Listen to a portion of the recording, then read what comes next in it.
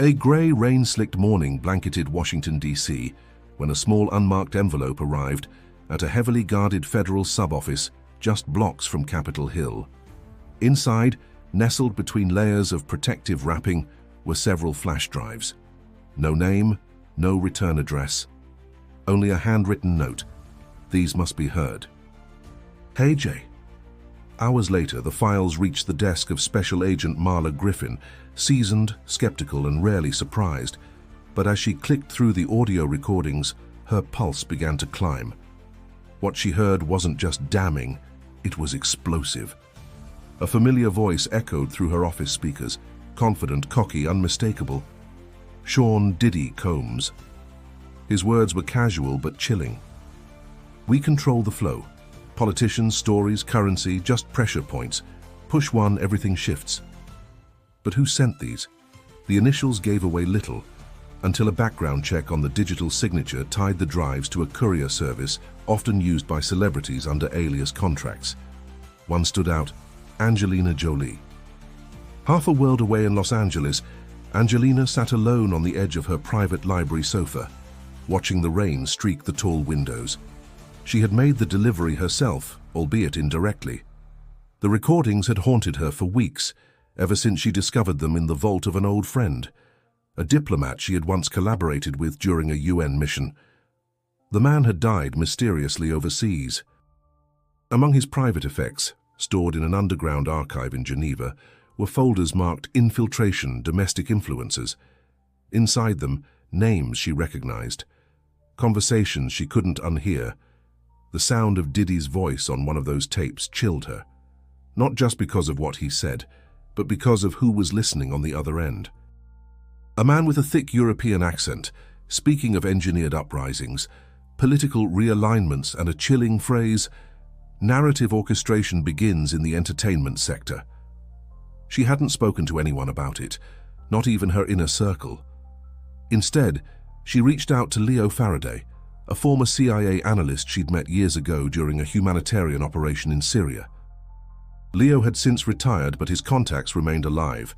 When she first played the tape for him, he froze.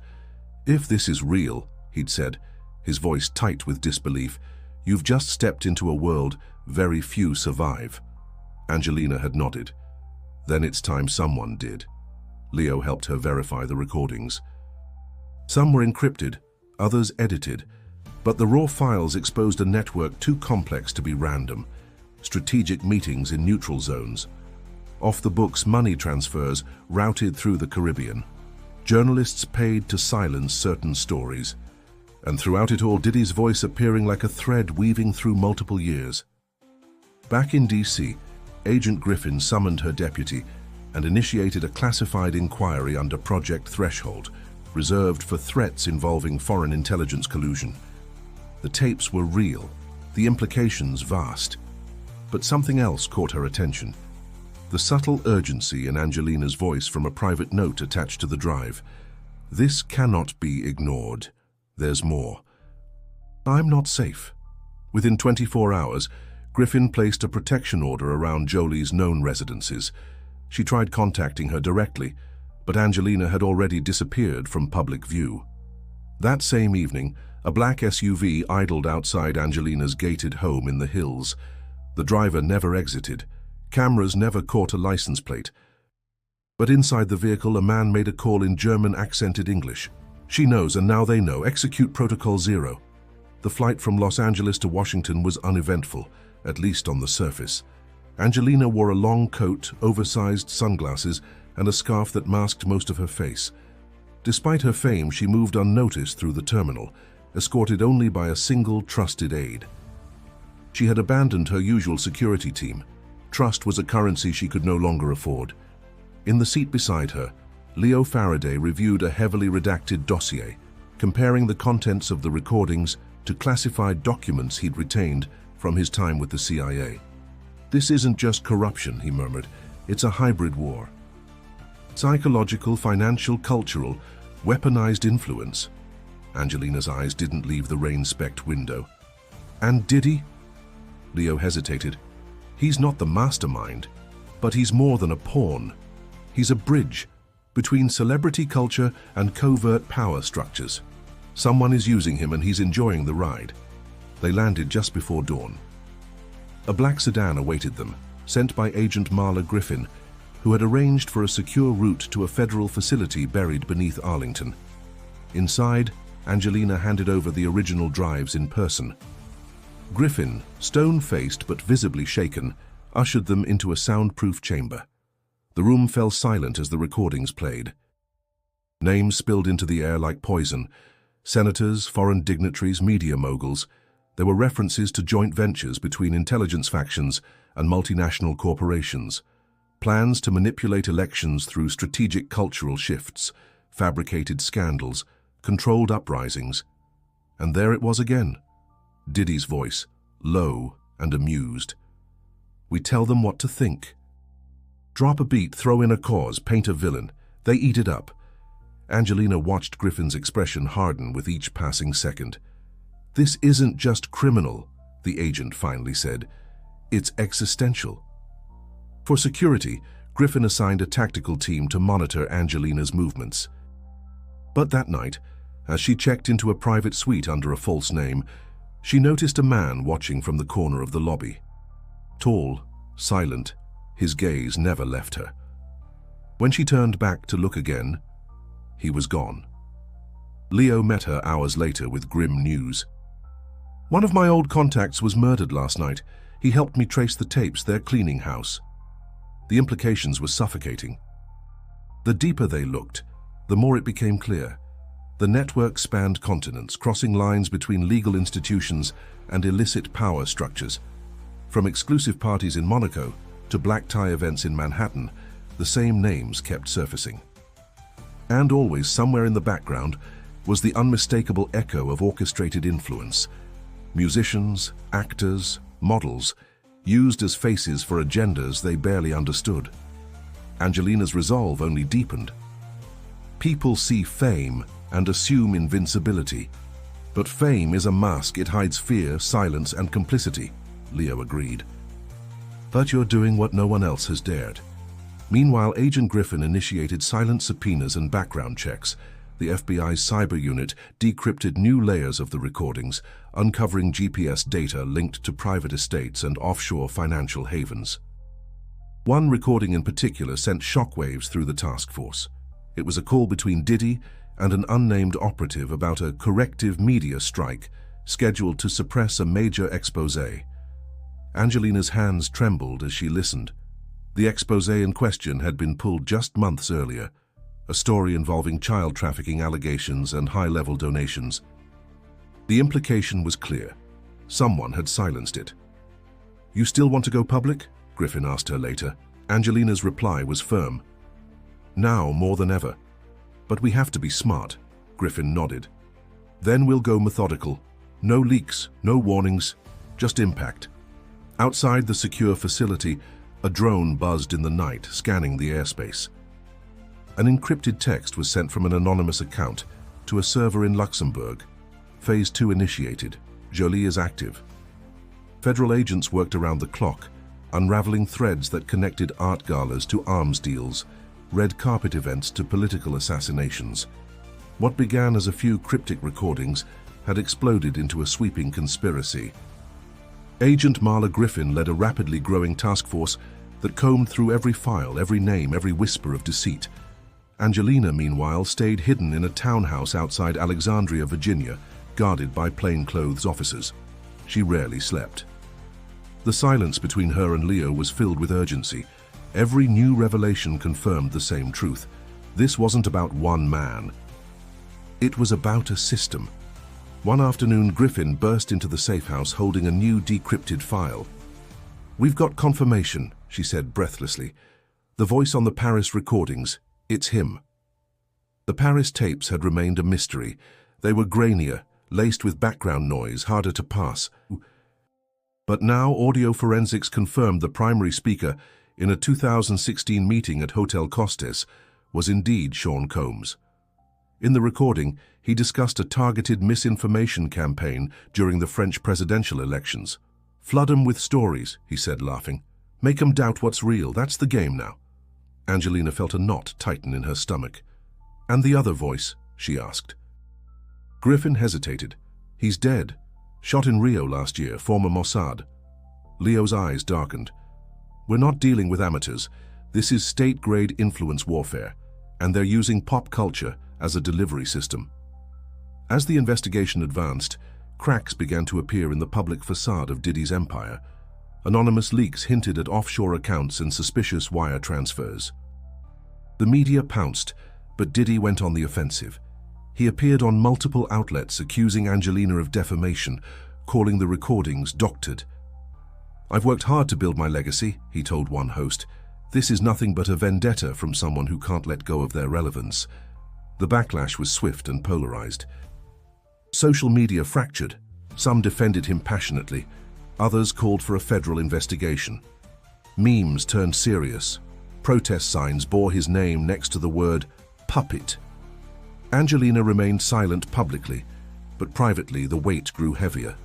Her children were moved to a secure location under federal watch. Paparazzi camped outside every known associate's home. Her reputation teetered on the edge. One night, as she sat reviewing documents, Leo handed her a small notebook, weathered, filled with tight, messy handwriting. "Found this in the diplomat's vault. It's his journal." Inside, scrawled in French and English, were details about covert meetings in Sudan, references to star assets, and codenames that matched the audio files. One entry stood out. "AJ suspects, warned her once.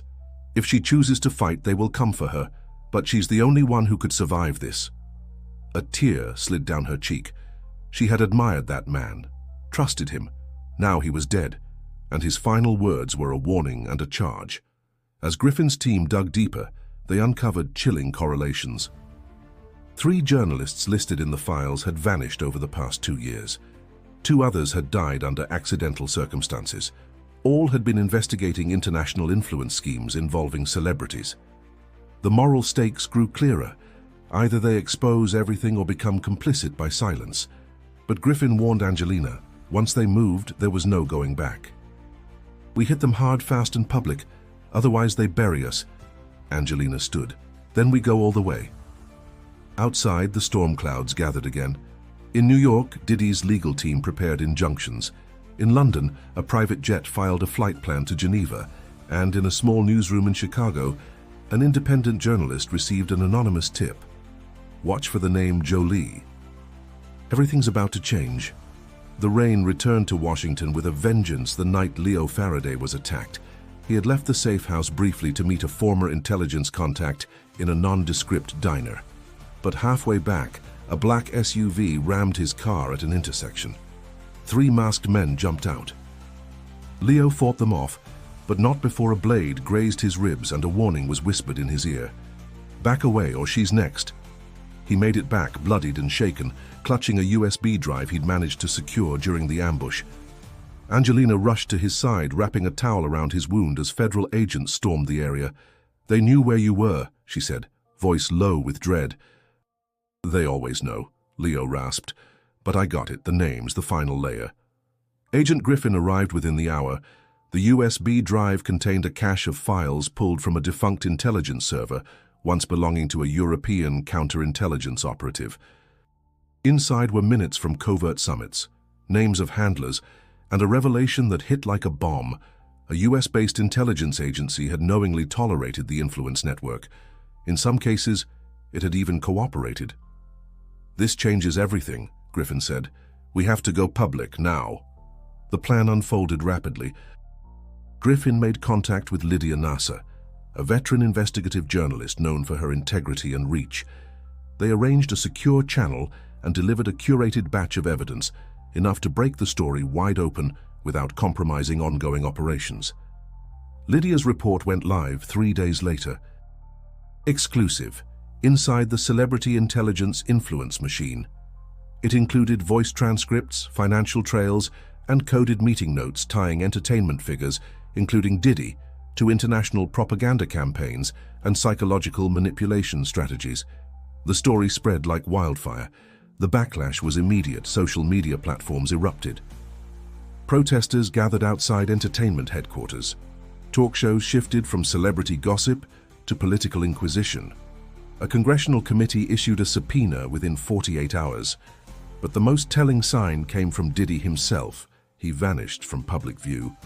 Angelina was moved again, this time to a fortified residence under federal protection. As she watched the coverage unfold, she received an encrypted message from an unknown source. They will try to replace him. The machine isn't dead. That night, Griffin discovered a listening device hidden inside a lamp in Angelina's room. The breach triggered a full sweep. Every inch of the safe house was examined. 3 more bugs were found. Someone on the inside, Griffin muttered. We're running out of time. Angelina refused to hide. Then we accelerate the plan. We make it undeniable. The next morning, she contacted Lydia directly.